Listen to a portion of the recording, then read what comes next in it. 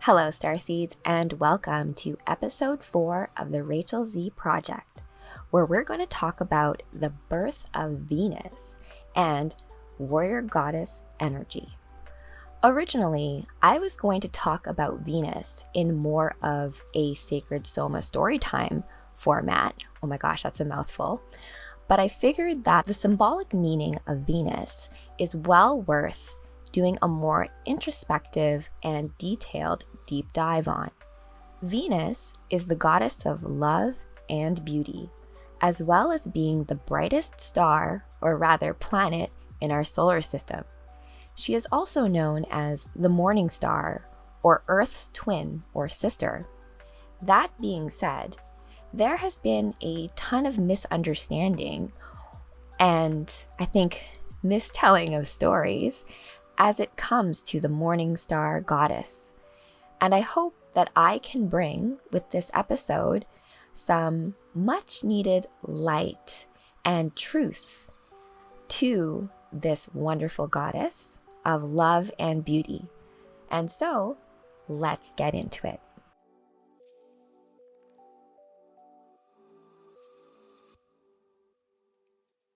Oftentimes, the intel on the goddess Venus is interchangeable with the goddess Aphrodite. With the assimilation of Roman to Greek divinities, the identity of the original Venus seems to be lost. The OG version of Venus ruled over charm and beauty, fertility and victory, relationships and youthful love, herbs and cypress trees, as well as the astrological signs of Taurus and Libra. Venus is also exalted in the sign of Pisces. The Romans also adopted many of Aphrodite's symbols, such as the rose and the myrtle, to represent Venus, as well as these were incorporated into many of her festivals. As promised in the introduction, we are going to talk about the birth of Venus because it has a lot of importance from a symbolic meaning and from previous talks where I've said, those who tell the stories rule the world. The birth of Venus. Venus was born fully formed from the sea. She was conceived when the Titan Cronus, also known as Saturn, castrated his father Uranus and threw his severed genitals into the sea. Uranus's severed genitals fertilized the sea, and from the sea foam, Venus was born. Roman theology presents Venus as the yielding, watery female principle essential to the generation and balance of all life. There is a painting by Sandro Botticelli in 1945 that depicts the birth of Venus. It portrays the goddess as standing on a shell, her hair covering her, surrounded by Cupid, also known as Eros, and other mythical creatures. This famous artwork from hundreds of years after the fall of the Roman Empire shows just how important Venus's mythological and symbolic meanings continue to be. Venus is also typically depicted as unclothed, and so many artistic forms in paintings came to be known as Venuses. And so that being said, in my past modeling, I think that I have channeled that very Venus goddess energy. The mother of the Roman Empire. Venus was so important to the Romans that they claimed her as their ancestress, hence the name Mother of Rome. Julius Caesar claimed to be a direct descendant of Venus through her son Aeneas. Who is Aeneas? Well, Aeneas was a champion of the Trojan War who fled to Italy after the war. After his death, he was made immortal by Venus through the use of ambrosia and nectar. Aeneas is said to be a direct, distant ancestor of Romulus and Remus, who are said to be the founders of Rome.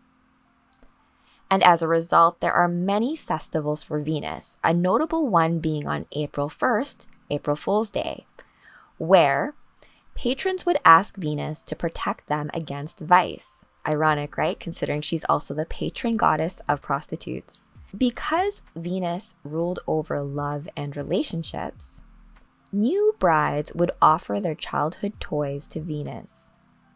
With all this talk about love and relationships and beauty, where does this whole warrior goddess energy fit in?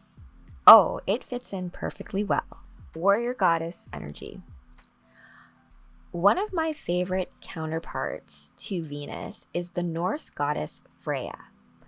Freya deserves a whole segment just for herself, which I will get to, but I will get into just a few details now to explain warrior goddesses in relation to love and beauty and art. Freya is a beautiful goddess of both love and beauty, but she is also a goddess of war. As goddess of war, after every great battle, Odin and Freya would choose the fighters who had proven to be the most courageous.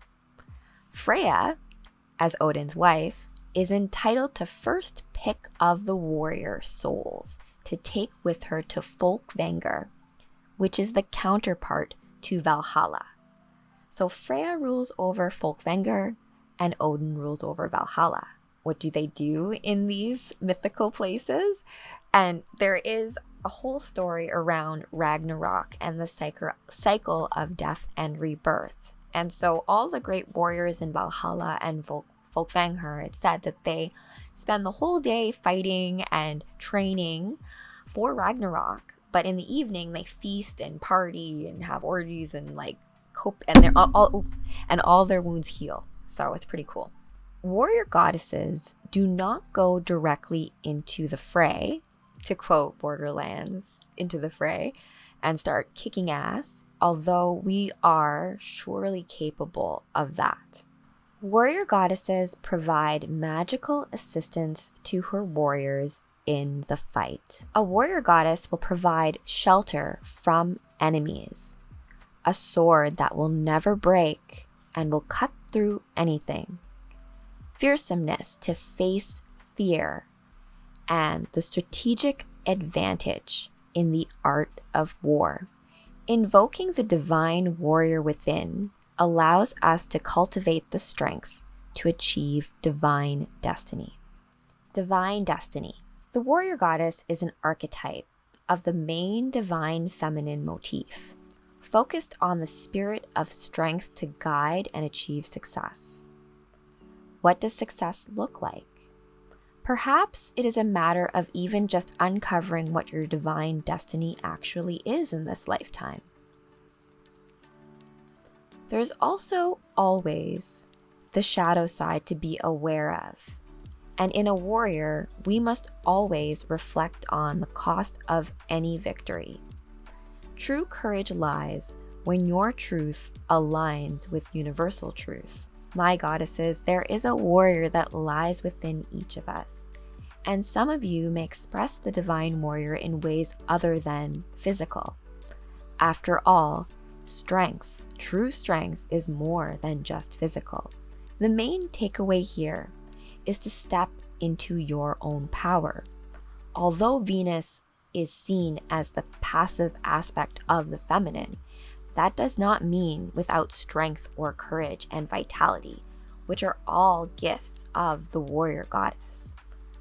I offer coaching regarding how you can activate your inner warrior goddess, and a link to how to sign up will be included in the follow-up notes. But the reason why I state that I am a warrior goddess is because I have both the Sun and Mars conjunct in my first house. And to be honest, I've spent almost my entire life running away from what that actually means. But I am not afraid, not anymore. I hope you have enjoyed this episode 4 of the Rachel C Project, where we talked all about the birth of Venus and warrior goddess energy. Do you have Venus prominently focused in your astrological chart, just like Freddie Mercury? Do you want to find out? Leave a comment if you do. Thank you for spending your time with me learning about goddesses. I am going to be posting a weekly goddess introspective or highlight starting with Miss Freya, and So I can't wait to be sharing that content with you all. So stay tuned for that.